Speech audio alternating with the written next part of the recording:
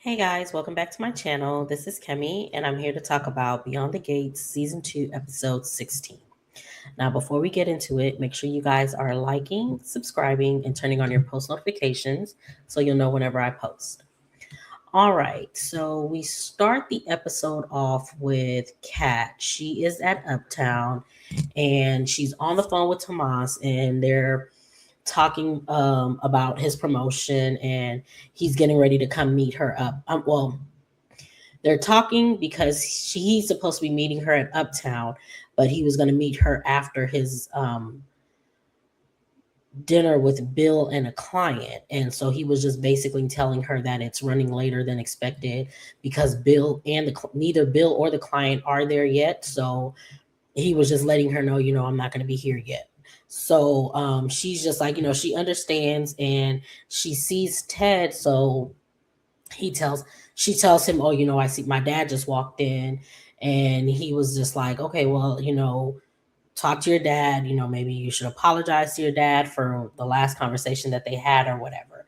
So she gets off the phone with Tomas, and then she looks back, and then she sees Shanice walk up to her dad, and they hug. And then she's just like, oh, okay. So we see Ted and Shanice. They're talking about gossip. She's telling him about some gossip or something that happened at the job, at the hospital or whatever.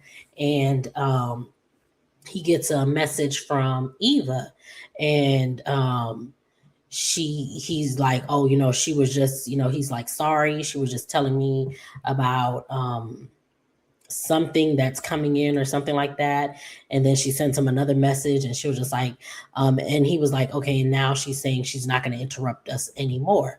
So Shanice is just like, so does she know about, so she knows about us? Does she know about last night? Um, does she know about that we went out last night or whatever? Or what happened last night? And Ted is just like, she like, because we're trying to build this relationship, we both agree that we're not going to hide anything from each other. So she does know about us, but she doesn't know how the night ends. But why? And so Shanice is just like, I just wanted to know, I was just trying to figure out how her mom knew or whatever. And he was just like, oh gosh, I'm so sorry. Um, Leslie's delusional and did it all this other stuff. And Shanice is just like, yeah, she came and told me to stay away from her teddy boo or whatever. And that you guys spent the night together not that long ago. So he basically tells her, I was drunk. I was in my feelings because Nicole had filed for divorce. I got drunk, and one thing led to another, blah, blah, blah, blah, blah, blah. And Shanice was just like, it is what it is. I know, I heard about it already or whatever. And then he was just like, oh, he looks over, he sees Kat, and he was just like, ooh, can we table this because I see Kat's here? So he calls Kat over. So Kat comes over, and he's just like, she was just like, hey, so what's going on or whatever. So Kat sits down with them, and she's asking, how long has this gone on? Ted gets another message, and he's just like, okay, I gotta take this. Can I, can excuse me or whatever? So he walks away. Shanice and Kat Shanice and Kat talk. She basically tells her, Shanice is telling her like, I have nothing but respect for your mom. If she were to tell me that she doesn't want this to happen, I would end it. And Kat's like, okay, so my mom knows about you guys. And then Ted comes back. Ted tells him he has to go, but they should stay and talk. So um, they stay and talk. Before Ted even leaves, I'm sorry, Kat gave her some compliment. Shanice gave her a compliment about her shoes. Kat gave her a compliment about her earrings. They're like, getting along for the most part. They talk about, how long has this been going on? Shanice tells her, I caught feelings for your dad, but this was well after your mom and your dad filed for divorce. I wasn't feeling him like that until well after, all of that busted up or whatever. So Kat is like, feeling a little bit better about it. She tells her, ask me anything that you want, but I don't want anything to get back to your mom that would have her feeling some type of way, or that would be disrespectful to her, because I don't want to hurt her. And Kat was just like, yeah, I'm not going to say nothing because my mom's been hurt enough or whatever. So that's when Ted says he has to leave or whatever.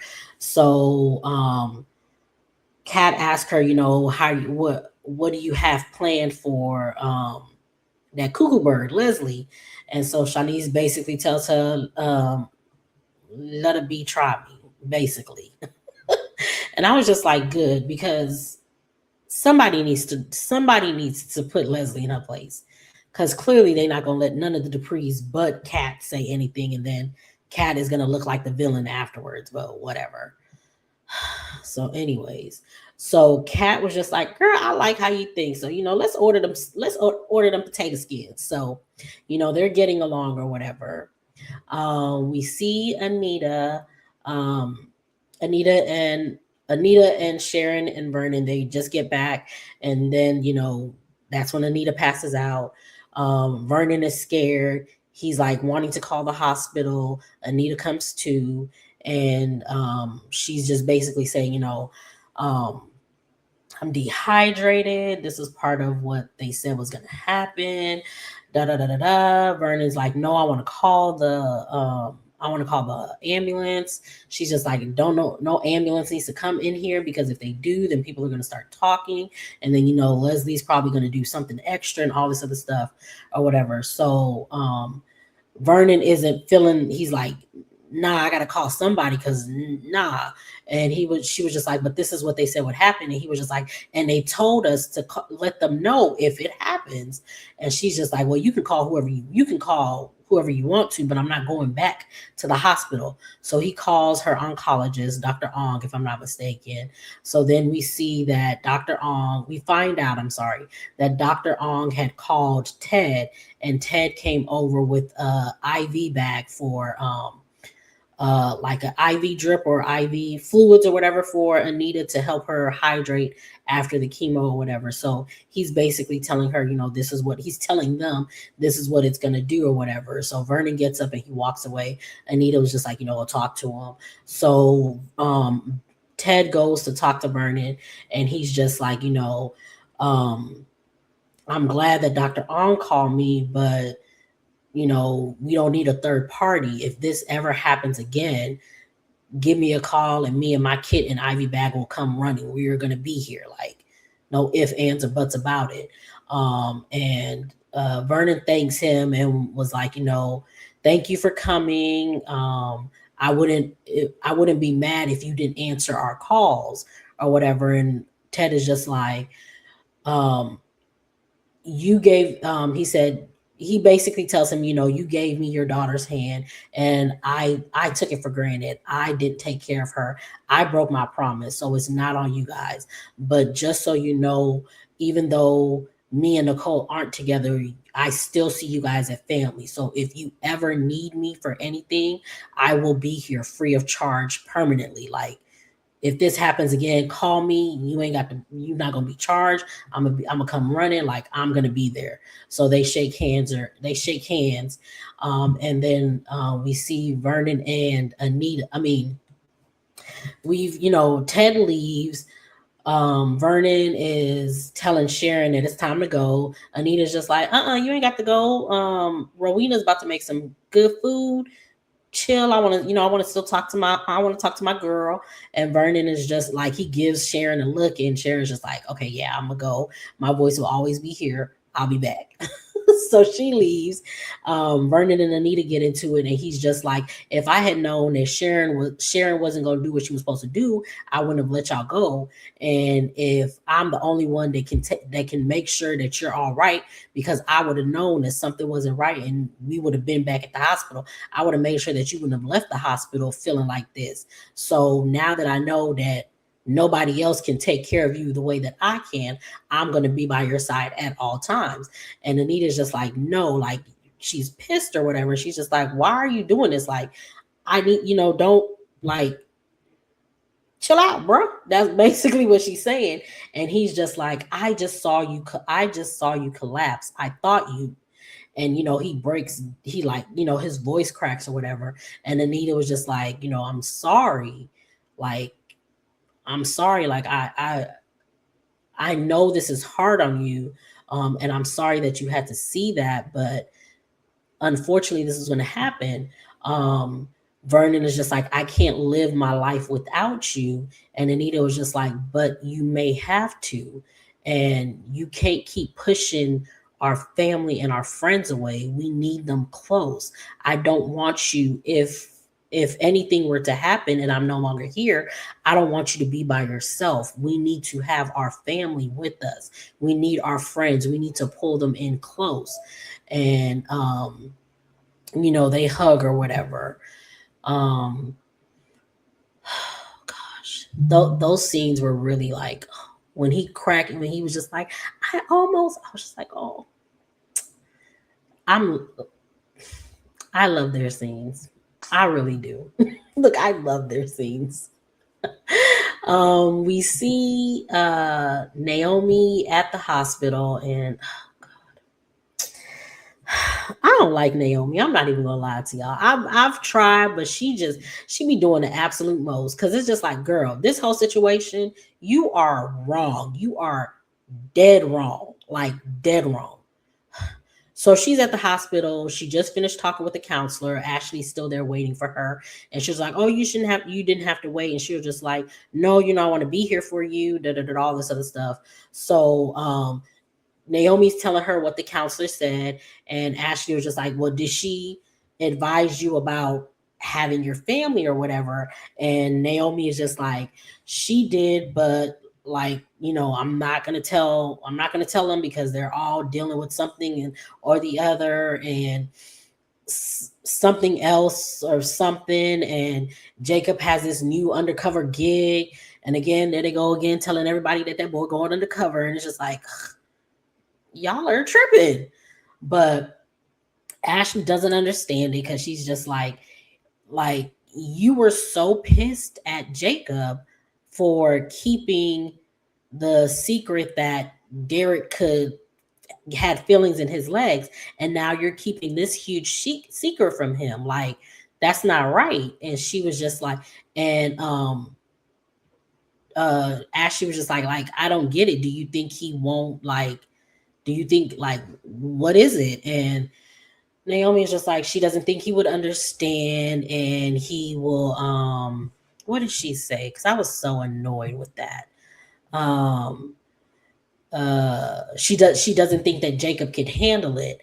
They're still walking on eggshells from the pregnancy scare. And Ashley was just like, but I thought he was over it. And she was just like, I think it'll come back up.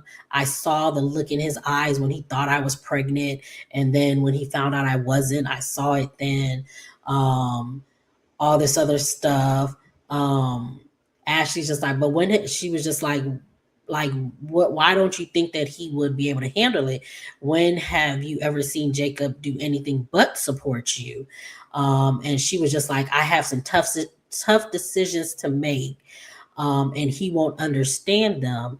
And these are decisions that I have to make for my future. And I was just like, and that's the problem. It's not just your future, it's his future too. I understand it's your body, your choice. I'm not even gonna knock you on that, because whatever you decide to do with your body is your choice, Naomi. But you do have to speak with your husband, because it is also, not saying that your body is his body, but whatever decisions that you're making are going to affect your husband. These are life altering decisions that you're going to have to go through. And you don't even want to tell the person that you said you want to spend your life with. Like, that doesn't make sense. And it's just like, every time she says something, it just further shows that she does not want to be with this man. And at this point, since you feel like it's your body, your choice, your future, and how what's going to happen with your life, then you need to divorce this man so that you can only have to worry about you. What's happening to you is not only happening to you, it's happening to your husband, because that is your husband. You said that you made vows to be with this man through sickness and in health. You may possibly have a sickness that you don't want to tell him about. Why would you make these vows if you don't want to tell him about it? I mean, if you don't want to go by the vows, like it it doesn't make sense, and it's annoying because it's just like that man does nothing but support you. That man is showing you nothing but love. Yes, he said he wants to have a child, but because he loves you that much, he's actually willing to go through life and not have a child just because he wants to be with you. And you can't even give him the common courtesy to tell him that you have a BRCA gene that could possibly, that you could possibly maybe catch the big C because of this gene.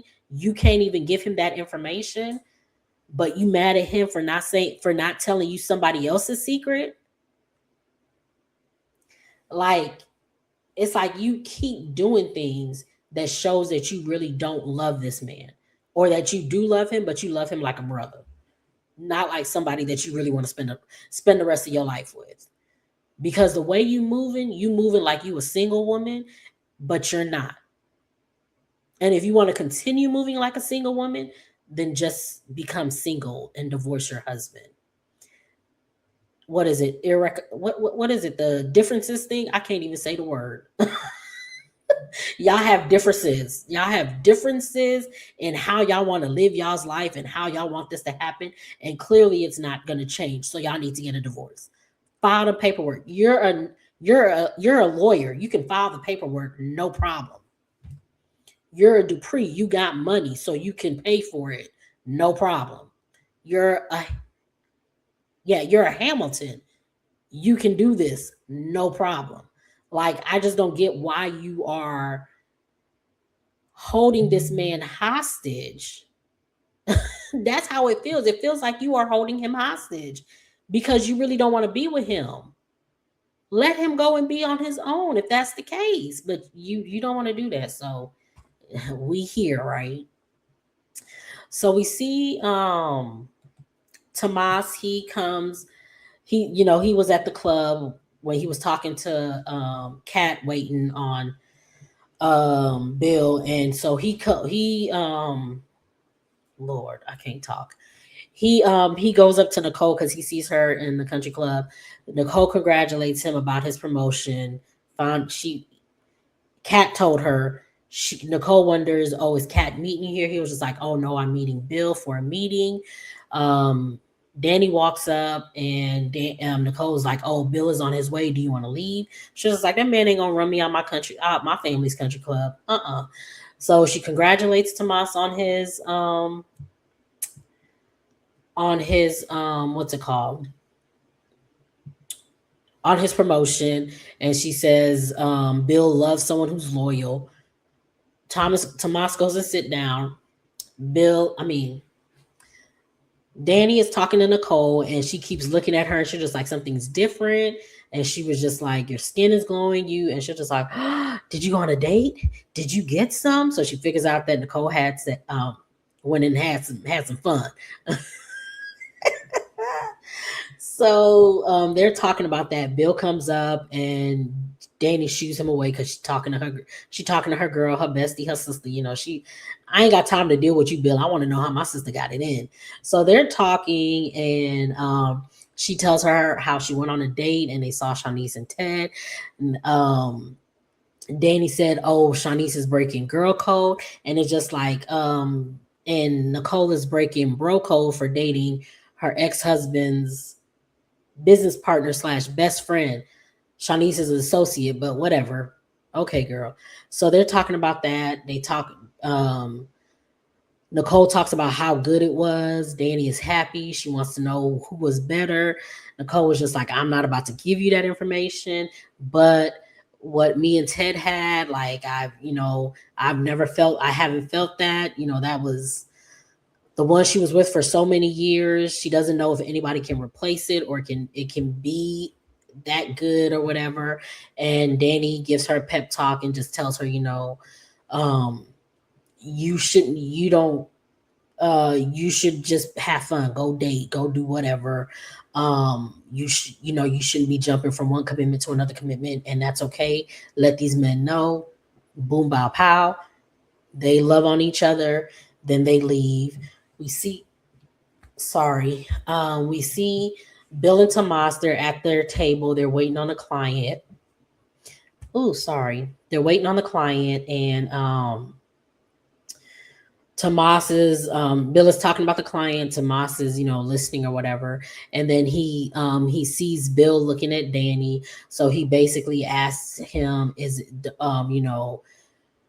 I would never say." He tells him, "I would never say anything about what I saw, but are you playing with fire? Are you sure Danny is worth it?" Bill puts him in his place, like, "Son, don't sit down," basically. Like, okay, you can't talk to me about nothing. I'm trying to teach you to learn from my mistakes. And it's just like, sir, it's too late for that because he already cheated on your niece. But I digress. Anyways.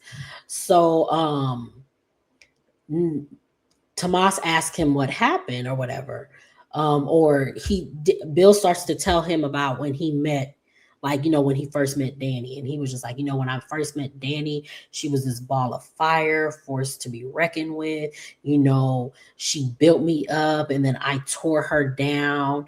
And then Tomas asked what changed. And he was just like, she changed between all the, taking care of me and taking care of the family, and loving me. She stopped loving herself, and that's what changed. And she was always forgiving. She was forgiving every affair that he would have, and all this other stuff. And it was just like we would get into arguments or we would have fights, but I know she started choosing her battles, but she always let me win all the battles. And that's why it was just like it was I couldn't, that's why I did what I did. And when I say I hate that Danny is really playing into this mess with this foolish ass man. The fact that you said that she built you up and you tore her down to the bone. You cheated on her every chance you got. You played in her face. You made her insecure. And she loved you so much that she stopped loving herself. And that's the reason why you left her. After all the things that you did to her, you are faulting her for you doing the stuff that you did and you leaving her for Haley. Like, are you serious? Like, I don't care how much chemistry they have. These two should not get back together ever. But I know it's because it's a soap. They are eventually going to get back together. But I need at least 5 years to pass before they even remotely think about really, really trying to go back down this road together. Because that man has not earned an ounce. When I say an ounce, he has not earned an ounce of forgiveness for all the things that he did. That man broke you down to the bone and said that you stopped loving yourself because you loved him so much. And you were raising his big-headed ass kids. And that's the reason why he left you. Because you loved him so much and was raising his big-headed ass kids, that you stopped taking care of yourself and you stopped loving yourself. And that's why he left you for the newer model. And Danny, you over there kissing on him. Like, child, when I say some of the respect that I have for Danny, would like it's waning. Because after all of this mess, all that stuff that man was talking, he he was talking all that mess, said all of that. Danny leaves. Tomas leaves because the client is still gonna be late. He tells Tomas to go ahead and meet up with go ahead and meet up with the not to go and meet up with Kat because the client is going to be later than we expected. So I want you to go meet with Kat. This big headed this this lady Danny went home and changed into an outfit that Bill bought her and brought her happy behind back to the country club so that he could see her in that dress. When I say I was annoyed, I was annoyed. I was pissed. Like, girl, are you serious? So they showed a flashback of when he had bought her this dress, and he was just like, yeah, you still torture me. So you went home and bought this outfit. You went home and put this outfit on and came back in here just to see how much you could torture me. And she just like, girl, you better leave that man alone. Run far, far away from him. That man does not love you. The only reason why he is showing you any type of affection is because he sees another man wants you. Because you was with him for so many years and he treated you like dog-ish, cheated on you every chance that he got, and then left you because you wouldn't leave him when he cheated on you because you forgave his sorry behind. So he decided to leave you because he broke you down after you built his sorry behind up. And now, after he done married somebody else, embarrassed you in front of your whole entire family, your whole entire community, brought that trick into your community. Now that he sees that another man wants you, is now when he wants to start acting right and kissing on you. Girl, stop. Please move around. I've been trying to refrain from calling her a bird, but she is a bird. In this moment, she was a bird. I was so pissed. I was so pissed. Let me move on. So the episode ends with this, but we still have to go to Tomas and Kat. He finally comes to Uptown.